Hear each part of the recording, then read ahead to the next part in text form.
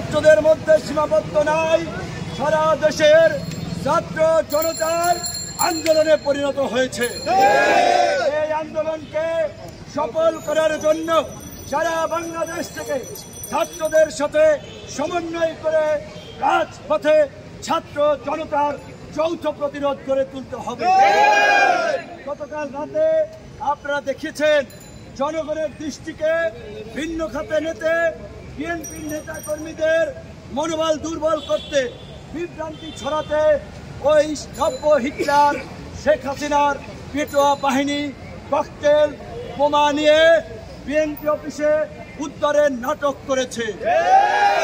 আমরা পুলিশ প্রশাসনকে পরিষ্কারভাবে বলে দিতে চাই, এই ছাত্র জনতার অগ্নিস্ফুলিঙ্গ দেখেও যদি শেখ হাসিনার ফাঁসিবাদের গোলামি করেন, পুলিশের পোশাক পরে নয় মুজিব কোট পরে রাজপথে নামুন, আপনাদের সাথে বোঝাপড়া হবে।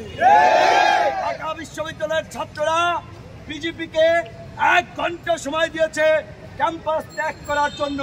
আমি সমস্ত বিশ্ববিদ্যালয় কলেজে যেখানেই পুলিশ প্রশাসন অবস্থান নিয়েছেন শান্তিপূর্ণভাবে আহ্বান জানাচ্ছি, সমস্ত জায়গা থেকে আপনারা সরে যান, আপনারা ছাত্রদের মুখোমুখি হবেন না।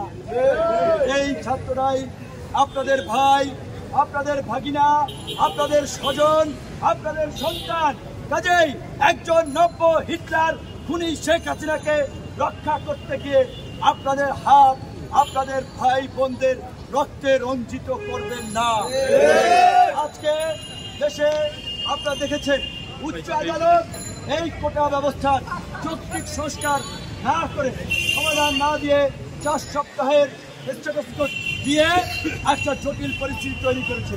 প্রধানমন্ত্রী উস্কানিমূলক বক্তব্য দিয়ে ছাত্রদের শান্তিপূর্ণ আন্দোলনকে সহিংস করে তুলেছে।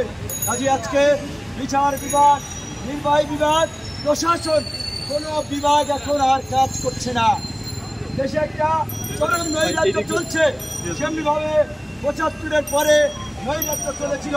সিপাহী জনতা জিয়াউর রহমানকে সামনে রেখে সিপাহী জনতার অভ্যুত্থান ঘটিয়েছিল।